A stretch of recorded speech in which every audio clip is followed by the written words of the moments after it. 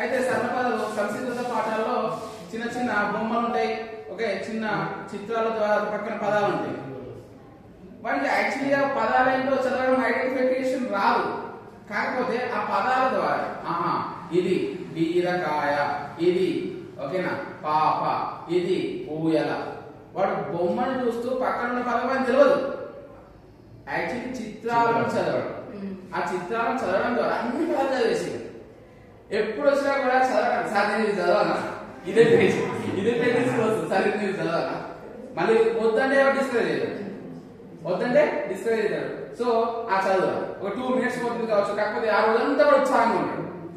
So ఇలా 2-3 times అయిపోయింది ఈ చిత్రాలను చదవడం కూడా. అందుకోసమే ప్రాథమిక స్థాయిలో ఈ కథల పుస్తకాలు చూస్తే ఒక పేరాగ్రాఫ్ మొత్తం తీసి మనం రాసుకుంటే ఒక పేరాగ్రాఫ్ 4-5 లైన్లు అయితే ఒక బుక్ మొత్తం కూడా.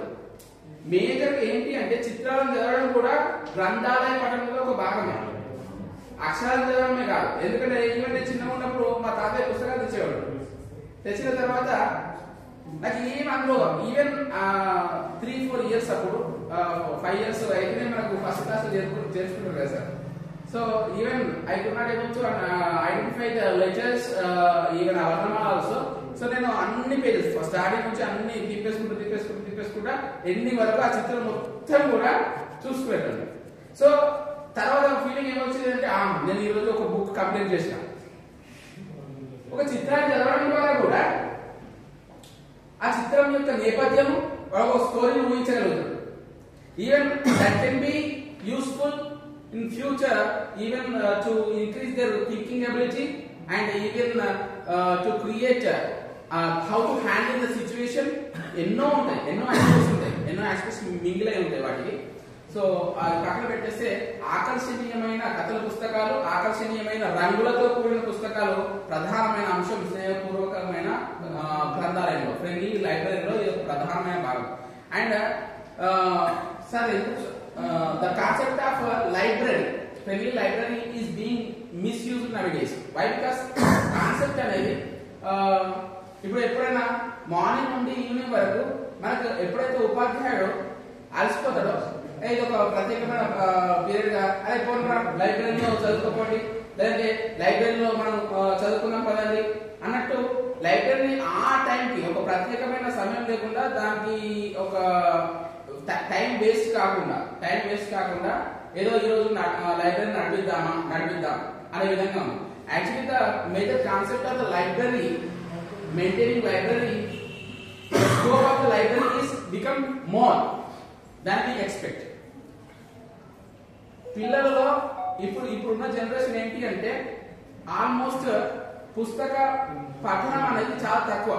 అన్ని కూడా టెక్నికల్ టూల్స్ యూజ్ చేయడం, దాని ప్రాధాన్యత పెంచుకుంటూ మన పుస్తకం అంటే ఏదో జరుగుతుంది. యాక్చువల్లీ వాడు ట్యాబ్ తీసుకుపోతుండ్రు. ఈవెన్ చిన్న స్కూళ్ళలో ఏం చేస్తా ఉంటారంటే ఇప్పుడు ఫారెన్ కంట్రీస్ లో కూడా ట్యాబ్ తీసుకుని పోతాడు. మన పుస్తకం అంటే ఏదో పుస్తకం తిప్పడం కూడా తెలియదు. సో అలాంటి సిచ్యువేషన్ లో పుస్తకాల పైన ఒక ఇంట్రెస్ట్, అభిలషణీయత, ఒక ఇంట్రెస్ట్ పెంచడానికి ఇలాంటి పుస్తక పఠన సమయం లేదంటే ద రీడింగ్ కార్నర్ మెయింటెనెన్స్ లేదంటే గ్రంథాలయ నిర్వహణ అనేది చాలా ముఖ్యం. సో స్నేహపూర్వకమైన గ్రంథాలయంలో ముఖ్యంగా చర్చించుకోవాల్సింది 3 అంశాలు. స్నేహపూర్వకం, ఫ్రెండ్లీ ఎన్విరాన్మెంట్ క్రియేట్ చేసే విధంగా గ్రంథాలయం ఉండాలి. ఫ్రెండ్లీ ఎన్విరాన్మెంట్ క్రియేట్ చేసే విధంగా గ్రంథాలయం ఉండాలి అంటే ఆకర్షణీయమైన స్థలము, లేదంటే ఆకర్షణీయమైన చిత్రాలతో కూడిన గ్రంథాలయ గోడలు, అలాగే ఉపాధ్యాయుడు యొక్క సమక్షం, అలాగే కూర్చోవడానికి మరియు డిస్కస్ చేసుకోవడానికి మంచి పీర్ గ్రూప్ అంతే. సో నాకు వచ్చిన టాపిక్ ఏంటంటే స్టేక్ హోల్డర్స్ అంటే వాటాదారులు. సో గ్రంథాలయంలో ఎవరు వాటాదారులుగా ఉండొచ్చు. మేజర్గా మనము స్కూల్లో ముఖ్యంగా యాజ్ యూజువల్ విద్యార్థి మరియు ఉపాధ్యాయుడు కామన్ గా ఉండే వాటాదారు. అలాగే వీళ్ళిద్దరి తర్వాత కామన్ గా ఉండే వాటాదారులు ఏంటి అంటే from society. It can be from intellectuals, it can be from political leaders, ఎవరైనా కావచ్చు. గ్రంథాలయాన్ని నిర్వహించుకోవడానికి కావలసిన వనరులను సమకూర్చే జ్ఞానవంతులు సమాజంలో ఎవరున్నా సరే, ఎవరు ఇంట్రెస్ట్ ఉన్నా సరే వాళ్ళని కూడా మనము ఈ స్టేక్ హోల్డర్స్ గా తీసుకోవచ్చు.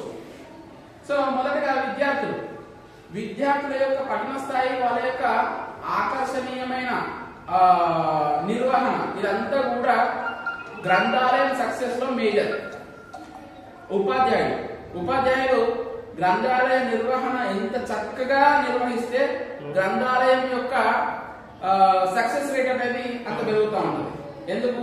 ఇప్పుడు చాలా మంది విద్యార్థులు ఏమైనా భయపడతా ఉంటారంటే బుక్స్ మనం ఇంటికి తీసుకెళ్ళొచ్చో లేదో, అసలు తీసుకెళ్ళొచ్చా, అసలు మనం ఈ బుక్స్ చదవగలుగుతామో లేదో. మొదటగా ఆ భయాన్ని పోగొట్టే విధంగా ఉపాధ్యాయుడు ప్రోత్సహించినట్లయితే గ్రంథాలయం యొక్క నిర్వహణ అనేది ఆల్మోస్ట్ సక్సెస్ అయినట్లే. అండ్ విద్యార్థులు కూడా ఏదో మనము కేటాయించిన సమయము ఉపయోగించుకున్నామా లేదా, ఏదో నామమాత్రంగా ఒక్కడ పోయి కూర్చోవడము, సమయాన్ని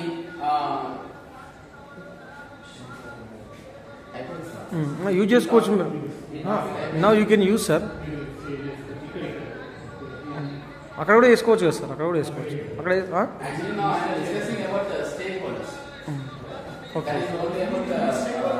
okay okay right right. So ఉపాధ్యాయుడు మేజర్ గా విద్యార్థి ఎప్పుడైతే చదవడంలో కొంత వెనుకబాటుతనాన్ని ప్రదర్శిస్తాడో, he never would be discouraged by the teacher first of all. ఎందుకంటే ఒక్క రోజే కావచ్చు తన జీవితాన్ని లైబ్రరీ పట్ల ఒక ప్రత్యేకమైన ముద్రను వేయవచ్చు. నేను బాగా నమ్ముతాను ఏంటి అంటే క్లాస్ రూమ్ ప్రిపేర్ అయిపోవాలి, ప్రిపేర్ కాకుండా పోతే లెసన్ ఆ రోజు చెప్పకూడదు. ఎందుకంటే అఫ్ కోర్స్ ఆ 45 మినిట్సే వానికి ఆ సబ్జెక్ట్ పట్ల జీవితం పైన మొత్తం జీవితంలో ముద్ర వేయవచ్చు ఆ ఈ సబ్జెక్ట్ గిద్దే అంతే. సో ఆ విధంగా విద్యార్థి ఎప్పుడైతే చదవడో లేదంటే వెనుకపాటు కొంత తడబడుకుంటూ చదువుతాడో, ఇట్లా కాదు ఇట్లా అనుకుంటావా అని ఎంకరేజ్ చేసే విధంగా ఉంటే నెక్స్ట్ టైం వాడే వస్తాడు అర్థం కాకుండా, సరే ఇదేంటి సార్. సో ఉపాధ్యాయుని యొక్క పాత్ర మేజర్ సార్. ఉపాధ్యాయుని యొక్క పాత్ర ఏ విధంగా ఉందైతే బాగుంటుందో విద్యార్థులు కూడా ఆ విధంగా చక్కగా చదవగలుగుతారు. వాళ్ళు that fruitful results can be reached to the every home in the society. So then the positive vibes will come from the society. Society means from every household. అరే ఆ గ్రంథాలయం అంటే ఉంటుంది, మేడం కూడా పుస్తకాలు చదవాలి, ఓ ఇలా ఉంటుంది అనుకుంటే ఆ పేరెంట్స్ నుండి కూడా ఒక పాజిటివ్ వైబ్స్ వస్తాయి. తర్వాత intellectuals stakeholder role in the friendly library to the children అంటే ఇంటెలెక్చువల్స్ కూడా వస్తారు. ఎవరైతే గ్రాడ్యుయేట్ చేసి ఉంటారో, ఎవరైతే జ్ఞానవంతులు ఉంటారో సమాజంలో, ఆ జ్ఞానవంతుల ద్వారా కూడా కొంత జ్ఞానాన్ని కొంచెం పంచుకోవడం, లేదంటే వాళ్ళు అప్పుడప్పుడు విజిట్ చేయడం, లేదంటే అప్పుడప్పుడు పుస్తకాల కొరకు డొనేషన్ ఇవ్వడం, వాళ్ళకి నచ్చిన పుస్తకాలు కొంత సేకరించి పిల్లల కోసము డొనేట్ చేయడం కానీ, అప్పుడప్పుడు రావడం కానీ, పిల్లలు ఉత్సాహవంతంగా కొన్ని ఉపన్యాసాలు ఇప్పించడం ద్వారా కానీ. సో ఇవి కూడా గ్రంథాలయ పఠన ఆవశ్యకతను పెంచే ఒక మార్గంగా చెప్పుకోవచ్చు. సో ఈ ముగ్గురు వల్ల విద్యార్థులు, ఉపాధ్యాయులు మరియు సమాజంలో ఉన్న జ్ఞానవంతుల యొక్క పాత్రతో ఈ స్నేహపూర్వకమైన గ్రంథాలయం అనేది చాలా విజయవంతంగా కొనసాగుతుంది. Thank you.